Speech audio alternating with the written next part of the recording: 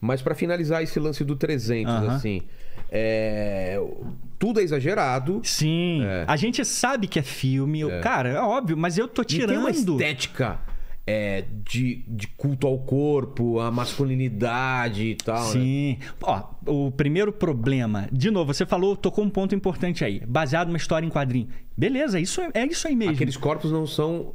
retratos do que eram os corpos dos espartanos? Eles eram fortes. Não daquele jeito. Aquilo lá é quem faz musculação. Claro, aquilo ali você tem toda uma aparelhagem hoje que você... E outra, parece que muitos ali também são 3D.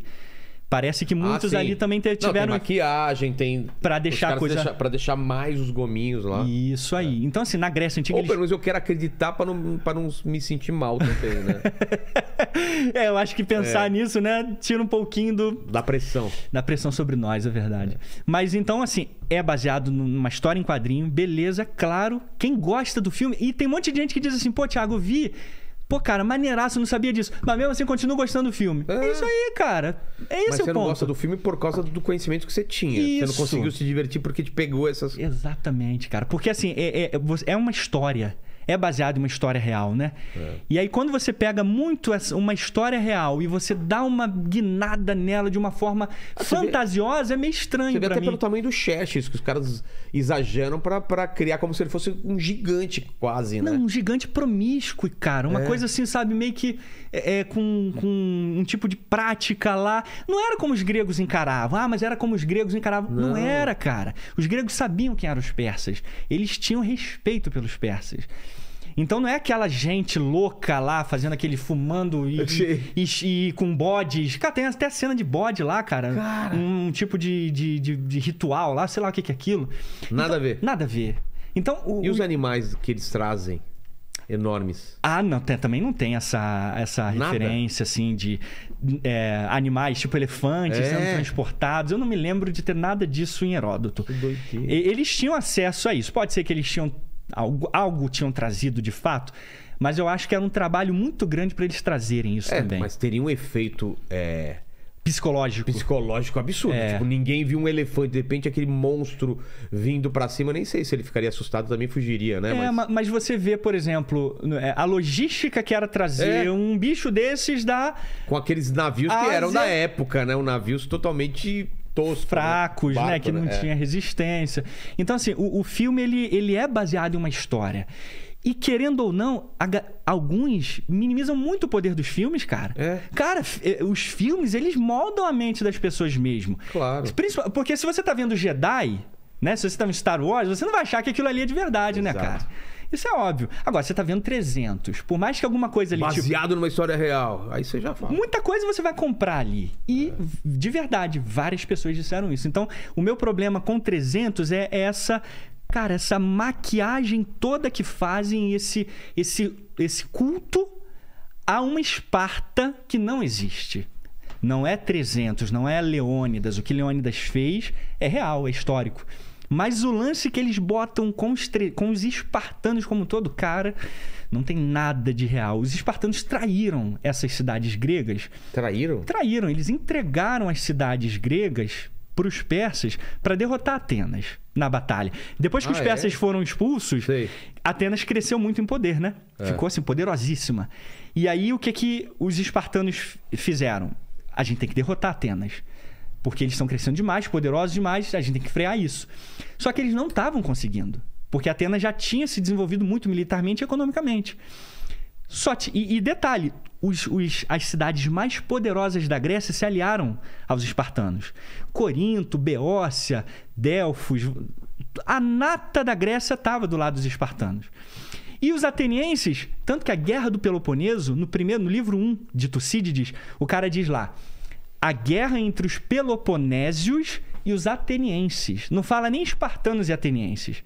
Por quê? Foram os espartanos junto com toda a Liga do Peloponeso contra os atenienses. Tinha várias cidadezinhas ali, ilhas, várias ilhazinhas com Atenas? Sim, mas era tudo tributário.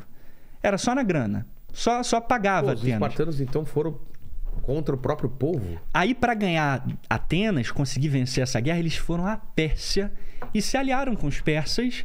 E os persas só pediram uma coisa. Até que... Espartanos, entrega toda essa região da Ásia Menor na nossa mão. Tudo isso aqui pertencerá ao rei e a gente ajuda vocês. A gente fornece navios, a gente fornece ouro. O plano deles era expansionista de Esparta também? Não, ou não? O plano de Esparta era só frear Atenas, porque Atenas estava crescendo demais.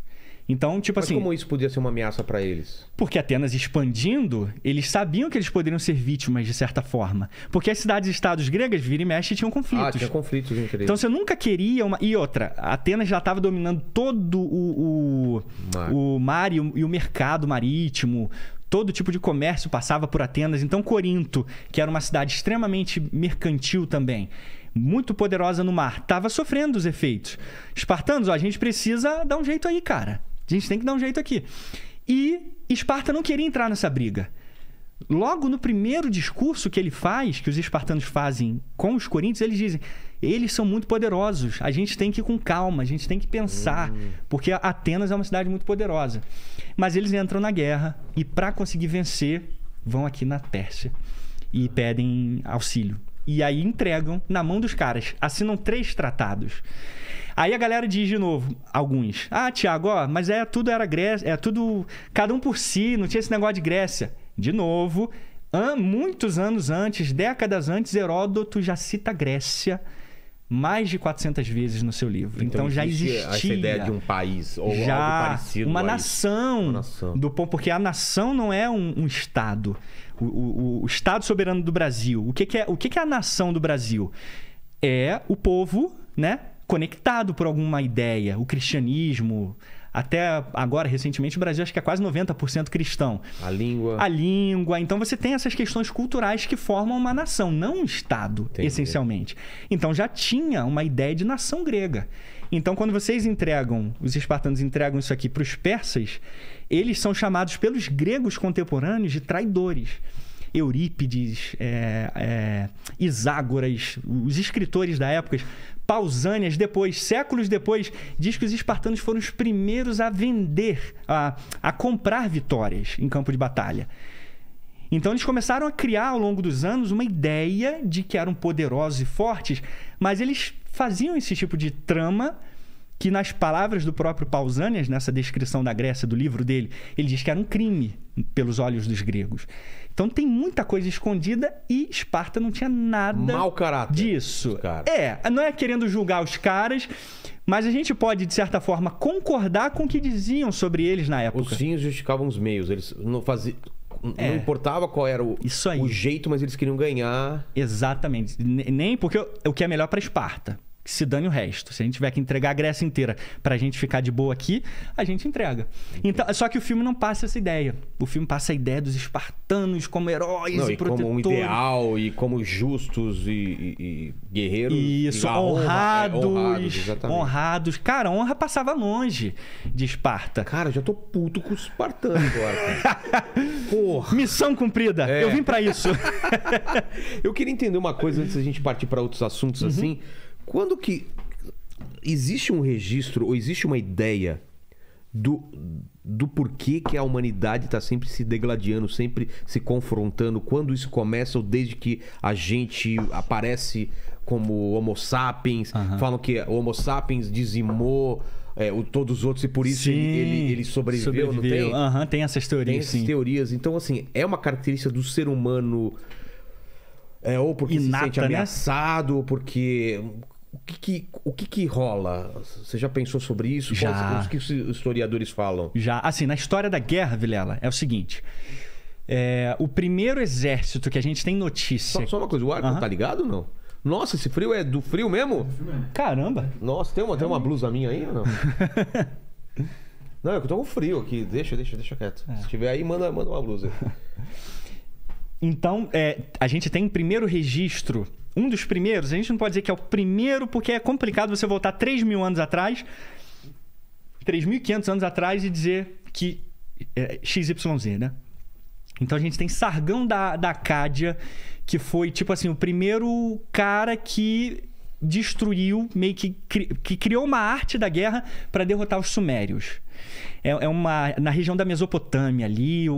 A arte da guerra, de certa forma, segundo essa teoria, surgiu ali na região da Mesopotâmia com esse cara. Você tá falando de exército, uma grande quantidade de pessoas lutando contra grande quantidade de pessoas. Isso. Antigamente eram tribos, eram brigas pequenas. Voltando muito antes, cara, realmente a gente perde essa noção de como era. Havia os conflitos, a arqueologia mostra isso, mas com certeza a expansão e o querer, o que o outro tem... vamos pensar o seguinte... Fazia parte enquanto o ser humano é nômade, talvez os conflitos fossem menores, porque ele... sai daqui, vai pra ali, sai daqui. Quando ele começa a se fixar a uma terra e ter propriedade e ter agricultura, que começam as confusões ou não? Não. Na verdade, desde a ideia do nômade, porque o que é um nômade? Você sai do seu conforto e você vai para outra área. E quando você vai para outra área... pode estar ocupada. Isso. E invariavelmente vai estar ocupada em alguma medida. Entendi. E aí você vai ter algum tipo de conflito. Principalmente se for cultura diferente. Era o que acontecia aqui na América, por exemplo. Vieram ondas de indígenas. Veio uma onda, depois veio, nos últimos milênios aí, veio uma segunda onda, depois veio uma terceira onda. Falando de astecas, maias, incas... cara,